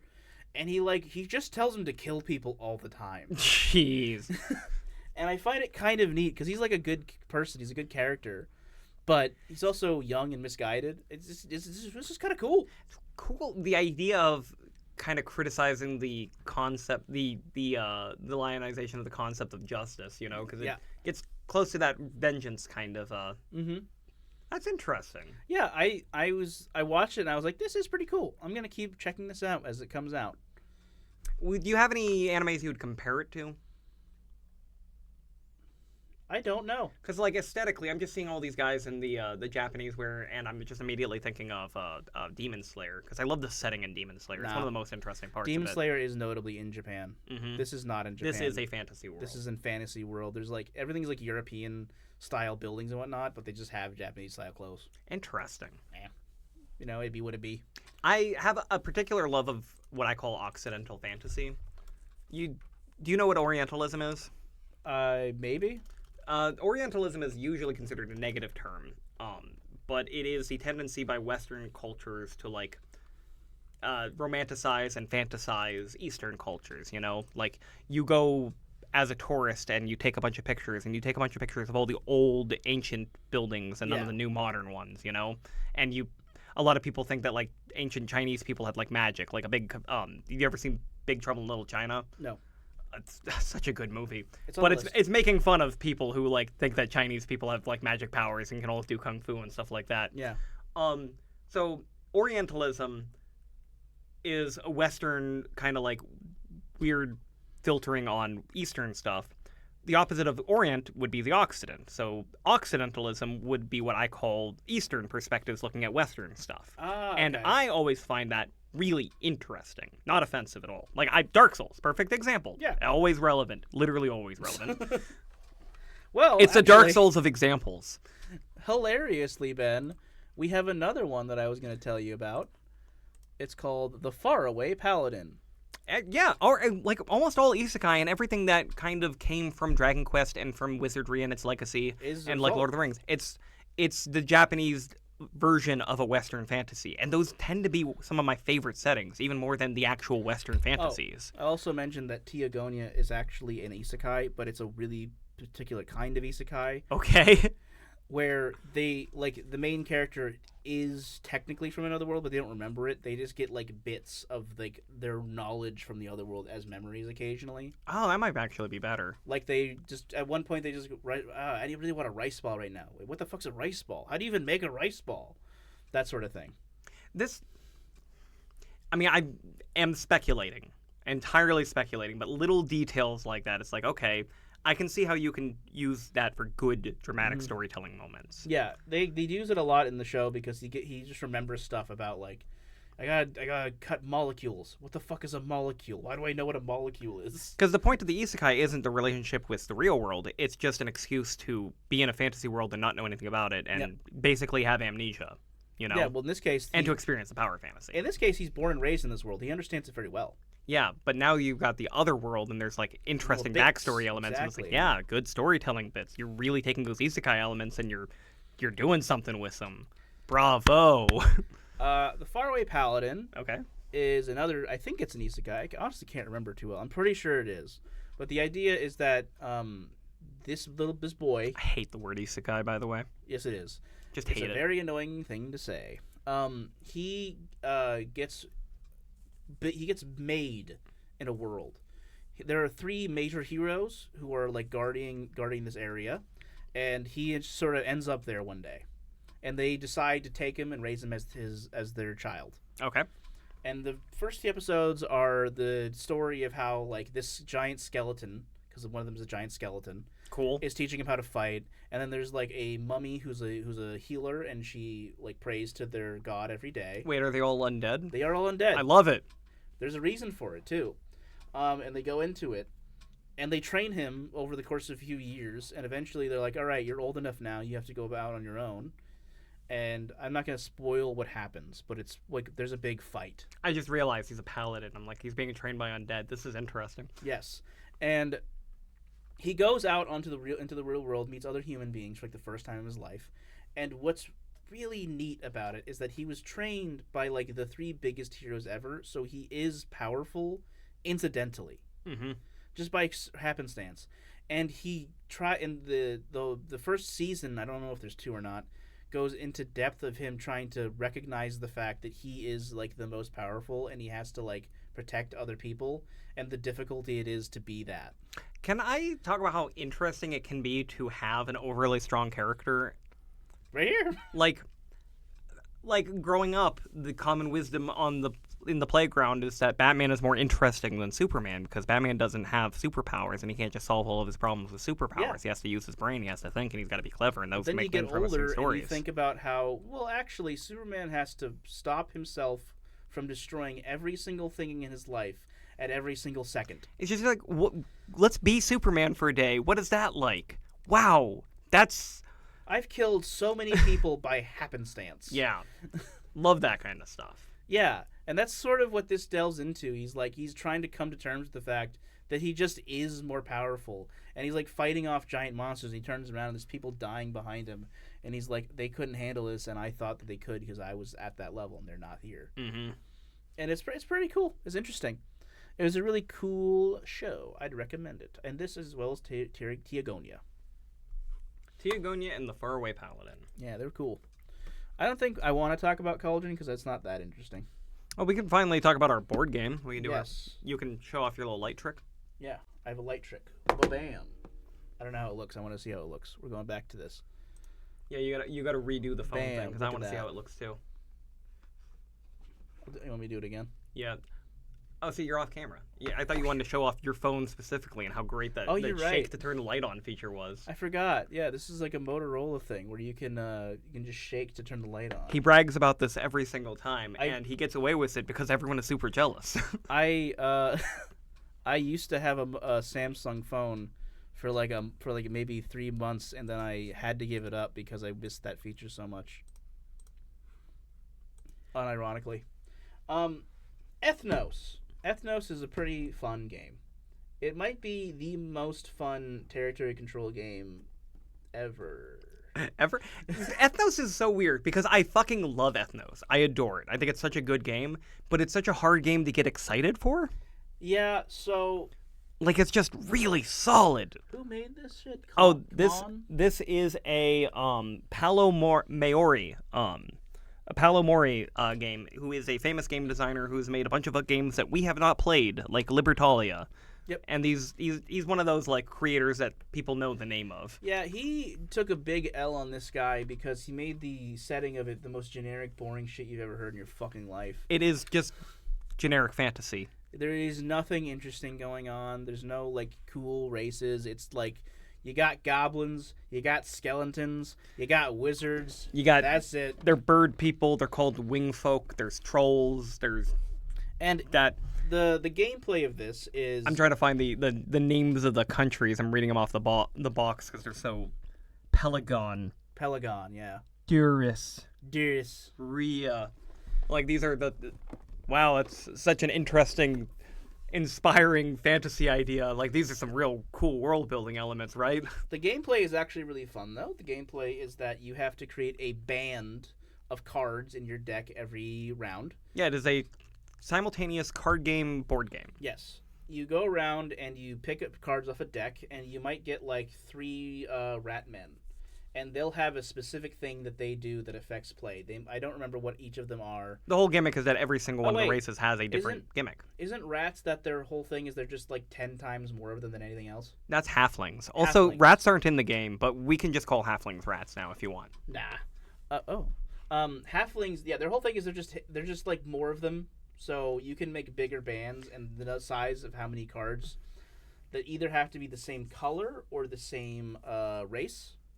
I think this game is simple rules, but like I don't know if really explaining the basics of the rules is gonna Well, like really my explain point, what makes it great.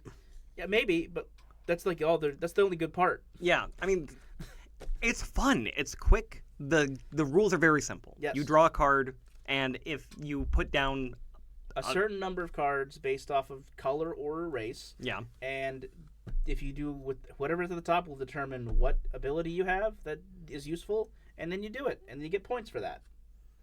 And that's the game. how do we make it clear how fun this game is? Because it's fun. It's quick. There's lots of decision making. It's really frustrating when someone takes the card that you want, and that's fun. Okay, so we can do this. Okay. I'm gonna show you. We're gonna pretend to play it for 5 seconds. Okay. All right. You just go ahead and put your cards up, put your hands up. All Okay, right, I got grab my- a card from the middle because the way it works is there's a deck of cards and there's like 5 or 6 cards on either side. I'm gonna grab this. That is the card I wanted, you motherfucker. Kill yourself. That is every game. Every game. That's it's every 10 most seconds while fun. you play the game. You son of a bitch! How could you do that to me? It's like I didn't know you needed that. It's like I'm just trying to finish this dwarf hand, dude. It is going to the absolute height of like I want you to die back down to you're my best friend ever in seconds. Yeah. The emotions you feel.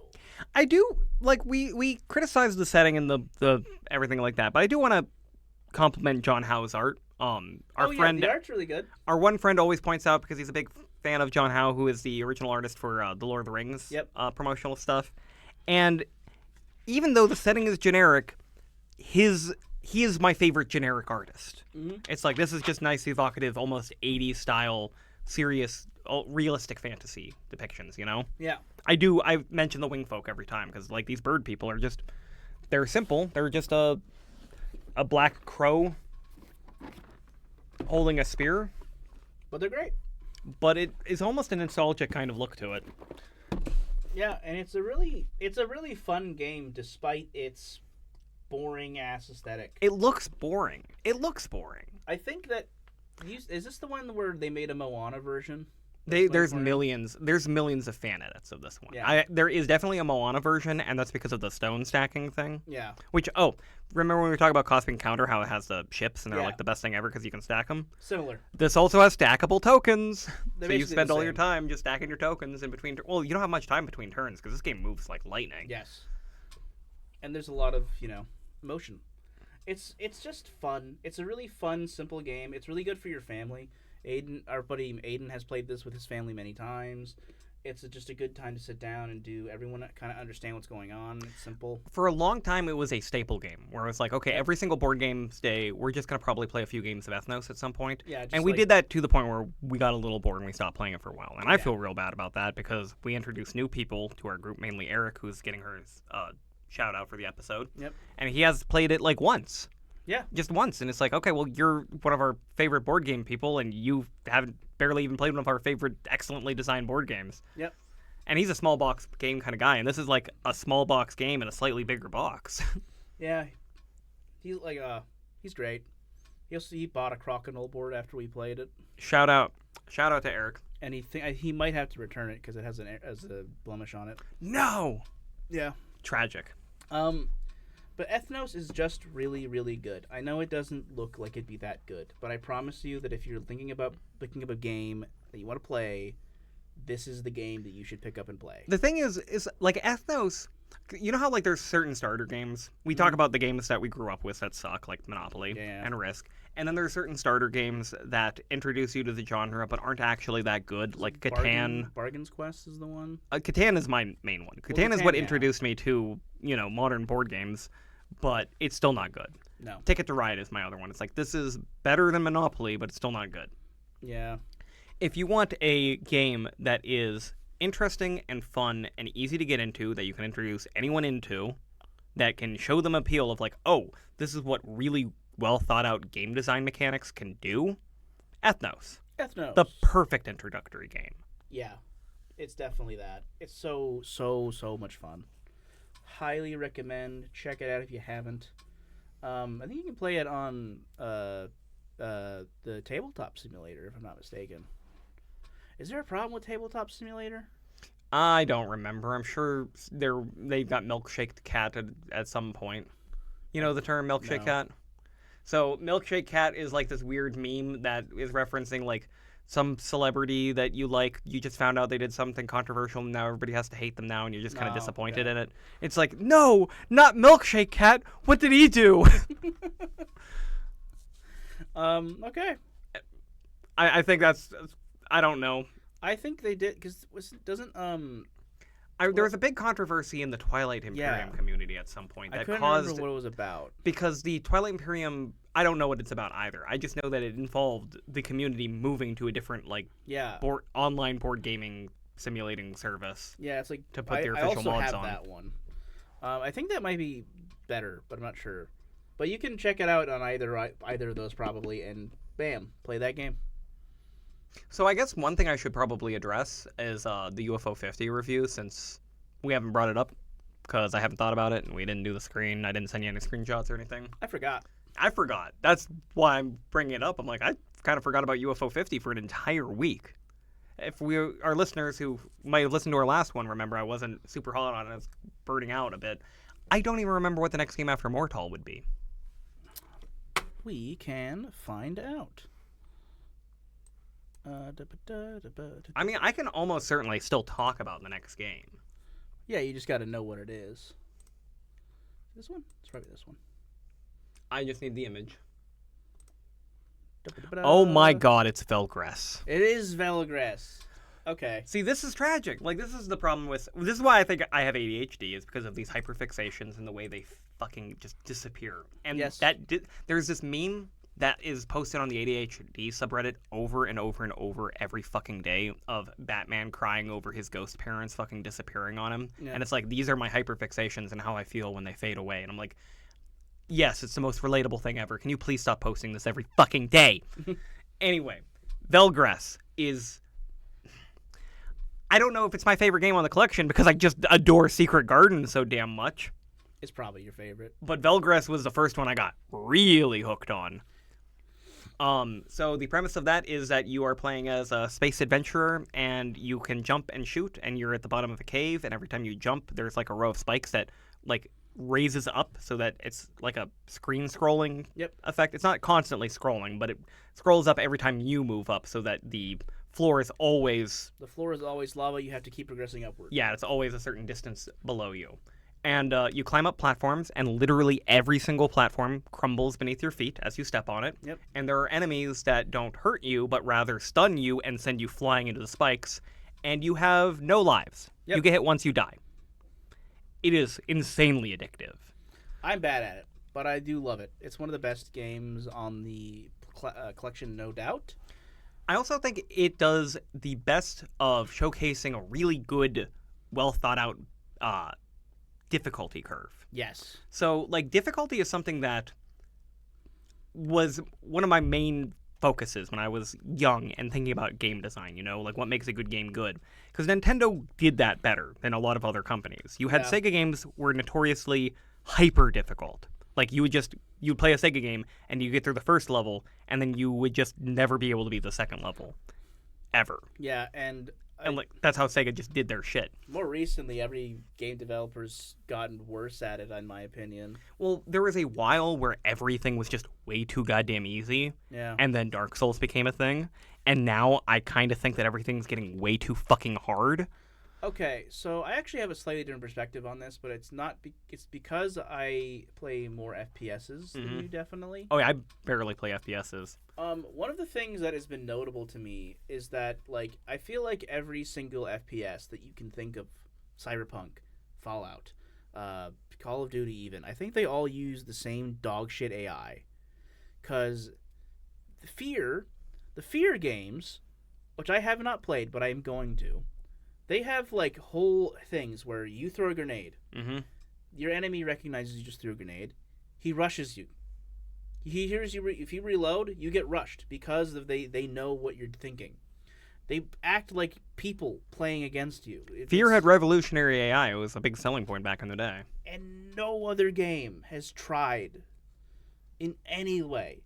Like in Cyberpunk, if you go up to a bunch of enemies, you'll attack one. They scatter. They just go find a thing to hide behind.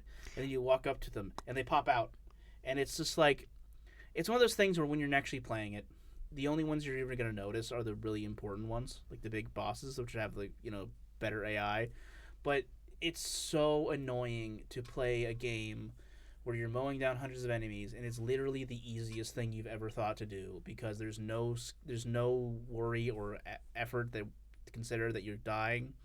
And if you up the difficulty, which is what you should do if you're in this situation, they don't get better. It doesn't improve. The AI they is just the become same. damage sponges. It's just a sponge. And it's like, fuck. Do better. It's a 700 gigabyte game. Make this more fun. I want to appreciate Doom 2016, Doom Eternal, and probably Doom the Dark Ages, though I haven't played that one yet. Yeah. Those are my favorite modern shooters, and I like that very aggressive style with no reloading and no iron sights or anything like that, because it's old school. You like boomer shooters. I like boomer shooters. The nice thing about that is that when their difficulty settings are brutal, and they don't make them damage sponges, they just make you into more and more and more of a glass cannon. Yeah. So you have to constantly be moving and constantly be running. That's more enjoyable than damage sponges. Yeah, everything is. I don't know why damage sponges is a thing. It's one of those, like, often complained about design. I can't even imagine, like, doing that. I can't even imagine being a developer and being like, you know what this needs? More health. Dark Souls 3. It's like the reason I never actually finished the last DLC for Dark Souls 3. I never played any of the DLCs for any of the games. Really? Any of them? What about Artorias of the Abyss? Nope. Every time I play a Dark Souls game, what happens is I play the game and then I continue on to the other stuff and the DLC comes out and I don't feel like going back. Okay. This is becoming. I can see in your eyes this is now a problem. I am. Ben is angry with me. I'm not angry. I'm like, do you realize what you're missing? No. I mean, I'm not that person, but there is a lot of people that are like, okay, FromSoft Peak was specifically the Artorias of the Abyss DLC. Like, those are Is that for like one? For one, yeah, those 4 bosses in that boss thing is some of the best boss fights they ever created, and ended up being the template for every boss they fucking make after that. Like, Artorias is every FromSoft best, like every best FromSoft boss, like the original template for that. Okay. And like, oh god, you just hurt my soul. I don't even know if I own Dark Souls on my PC, so maybe if I'll buy it. I mean, the thing, like, you sure you haven't done the DLC part? Because every version of the game, besides like the original version, had the DLC included. Well, when I played Dark Souls 1, I was playing on my PS3. So you played the, oh my god, wow. Ancient fucking history. Yep. I didn't play it until it came out on PC, with the Prepared Die edition. So Velgress, what makes it so Oh good yeah, I was talking about UFO 50. What makes Velgress so good about difficulty, Ben? Okay, so the difficulty curve of this game. Yeah, that's what I was talking about, wasn't I? The first level is challenging. Mm-hmm. Like, it's hard. It is not easy. It is not medium. It is hard. Yes. And that's important because it is a game where you have to really appreciate replaying the same thing over and over again and getting good. Yeah.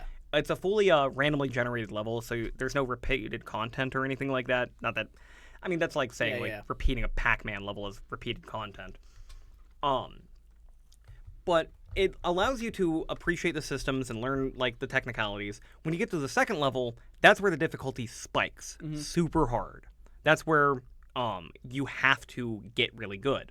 Because as you get through the first level and you start getting really, really good at the first level, and the first level that you thought you were never going to beat, you are now effortlessly beating every goddamn time pretty quickly, and you're tackling the second level, that's when the magic happens. Bam. Now It's kind of like FromSoft, we're going to do Dark Souls reference, the the Nameless King fight. You know how you have to fight the dragon part before you fight the Nameless King? I love that. I loved how good I got at fighting that dragon, where I was just like, I'm just going to kill this guy in like 10 seconds and immediately go to the next part of the fight. And then he bodies you. And then he bodies you, and I'm like, I'm so sick of killing this dragon over and over again. But Velgress, that first level's the dragon. The first level is the dragon, the second level is the boss fight, and then the third level, because there are 4 levels, the fourth is a secret level you have to unlock by finding keys in the previous 3 level. But the third level is super easy. It's like, hey, you want to just have a fun time for a little bit? You went through hell. Now here's a party. Here you go. Congratulations. I've never made it to the third level. As you go through the levels, you can collect coins, and the more coins you get, you can buy upgrades. And it's usually, if you're good, you can get like 50 coins in a level, or like 30 to 50, and that's enough to buy every upgrade that's available in the shop. Yeah. If not, you might have to skip one. By the time you get to level 3, you get the triple jump upgrade. This is like a cakewalk. It's so fucking easy now. It's so incredibly fun. And then to beat the game for real. You have to get, well, you have to make the first level even harder than it normally would be. You have to make the second level even harder than it would normally be. You have to actually challenge yourself a little bit in the third level, and then you get to do the fourth level where there's a boss fight. Yeah. And it's just good. Like, I would say it's about as hard as the first level. Yeah. But it has this incredibly satisfying curve. It's not you start easy and gets harder and harder and harder. It starts hard because that's what keeps you interested. It's kind of like the opening scene of Star Wars is exciting, blasting, people shooting, because that's what gets you hooked on it. We don't start slow. We start big, and then we slow down and we build up again.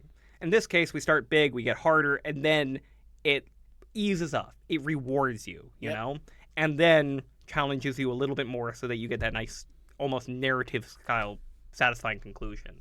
It's what creates the story, the gameplay story arc, you know? Yeah.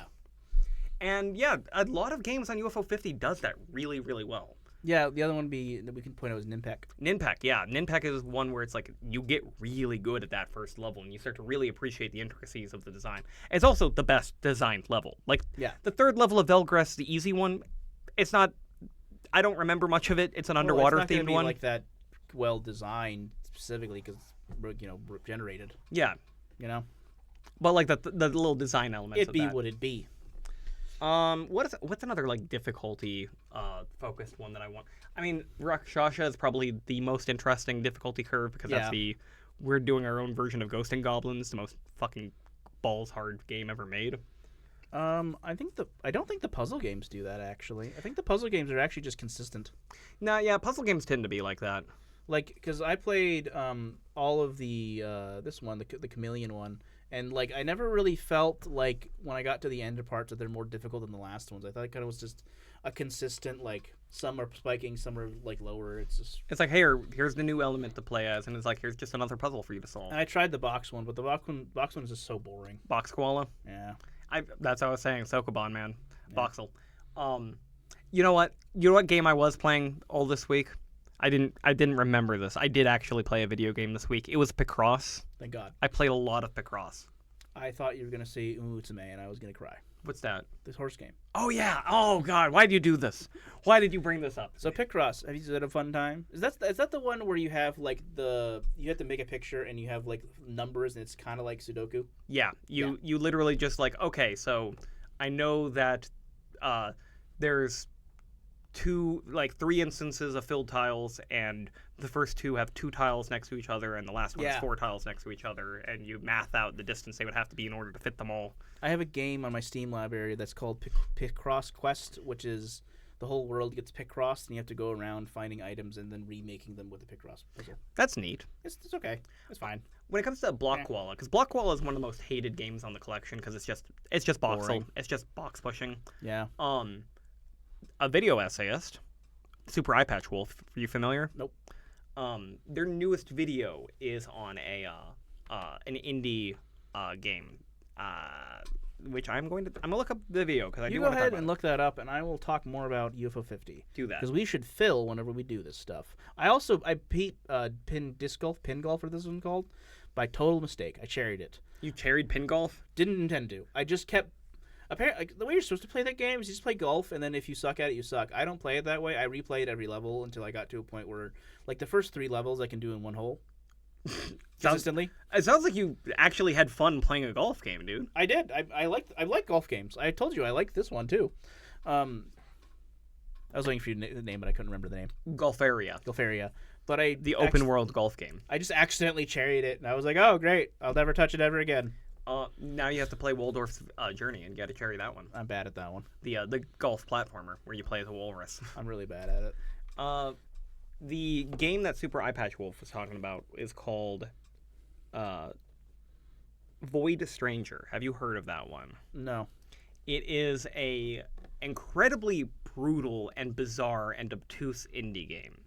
But it is also, let's take Boxel and make it interesting. Oh, okay. Oh, wait, is it the one where the boxes go into themselves into like space? I have no idea. Okay. I actually haven't watched the video yet because I kind of want to play this game and I don't want to spoil much more than like the intro that he showed. But like the first level has the character getting a wand which you can use to. It's a Game Boy style, top-down Zelda-like graphics. He gets a wand, he waves it, and it dissipates the floor tile in front of him and stores it as an item in his wand, which he then uses to create a block to make a bridge over it. Kind of like very much like a Zelda puzzle. the photo game. What's the photo game? The photo game. Keep talking about that video game. I mean that's as much as it is, but like actually taking the voxel concept and making it interesting. That's kind of what I hoped Block Koala would do, and it doesn't really do that. No. I don't know why I'm talking about Block Koala because I played a level of Block Koala this week because I was like, okay, well I could just play a level of a puzzle game, and I still don't want to play Demolition. Yeah, well, you're just not gonna beat Demolition, dude. I don't think you're gonna do it. I have 3 weeks to beat this game, and then I can move on to Kick Club, which I don't know if I'm ever gonna beat because Kick Club is hard, dude. Yeah, Kick Club's annoyingly difficult. I could probably help you beat that one. Yeah, I'd like to do the multiplayer for that one. It's okay. We did it that one time, but it was like, it wasn't as fun as other stuff. Okay, I can't find the name of this game. Shit. God is dead. Sorry, listeners. Yeah, I'll come back to you next week if I remember, which I won't. I think that's probably gonna have to be about it because we're getting that time. We got like time left, but like for other stuff. But yeah, that was the episode. We talked about a whole bunch of cool stuff. Had a good time. Extremely rambly episode. Extremely rambly episode. That's where I'm in my element, though. I got to talk about how much I hate Starfield and how much I hate Outer Worlds. I'm so excited about that. I love hating stuff. Eventually, I'm going to talk about how much I hate Metroid the Other M. Yeah, don't worry. We'll be talking about stuff we hate soon. Well, we mentioned doing the Metroidvania episode. I want to do a Metroid. I want to talk more about Metroid sometime, and I do want you to play Metroid. Which one? Well, that's what I want to, like, if you want to play a Metroid I played game. the first one, I think. The NES game? Maybe. I think so. From the 80s? I think so. I played Metroid, I'm pretty sure. Well, okay. Okay, do you remember when we were talking about this and I was playing a game and I was like, I did not understand how to do a particular mechanic because I didn't feel they explained it very well. And the way they explained it was by a bird would run and then jump, and I didn't recognize That's it Super to do it. Metroid. I played that one. So, Super Metroid is, in my opinion, one of the greatest games ever made, an absolute fucking masterpiece, and easily the best Metroid game. Yeah. And when I say easily, it's like it's the one that performs miracles, plural, not just one miracle, multiple miracles. Okay. I don't actually recommend people start with Super Metroid. I didn't do it off recommendation. I just wanted to play a Metroid game. My biggest problem with Super Metroid is that the controls are a little bit Technically, funky. I started with Metroid Dread. Oh yeah? Yeah, because you lent it to me and I played it on my Switch when I had one. So Metroid Fusion is the very first one I played. And Metroid Fusion is a good introduction because it is story focused, it is way less focused on exploration. They like lock you into areas so that you can't get lost as much, you know. Yeah. And the thing it compensates for is it's really fucking hard. Okay. Like very difficult. I'm going to cut you off so we can talk about this when we do a Metroid episode. Because we'll do a Metroid episode in a few weeks, maybe. How about you give me a list of Metroid games to play, and I'll put some effort into that. I don't know if I'll beat them, but I'll definitely play them. We can do that, and then for this week, we can go ahead and end, and then we'll say next week, expect a lot of hate. Yeah. Are we doing the hate episode next week? Probably. Or is that the one that we are going to have our guest on for, you think? Potentially. Potentially. We'll see how it works, if they want to do it. All right, so next week will be the hater episode. Hopefully. And we'll probably end up talking about Metroid videos because there's a few I really hate. Yep. All right. I think we're just about done then. Thank you so much for watching if you have or listening. Check us out on Spotify if you haven't. Hey, you remembered at the beginning of the episode. Sure did. We'll remember it again at the end of the episode, like always. And also just thank you for checking us out. Please like, comment, subscribe, share our stuff, tell people about our podcast. We are Mold, all that good stuff. We are Mold. We are Mold. We will grow on you. That was really good. That's good. That's it. That's Hi, our listeners. That's our new catchphrase. Yeah, it's been our catchphrase. You mean we are Mold. Bye, listeners. I'm gonna change our shit to green.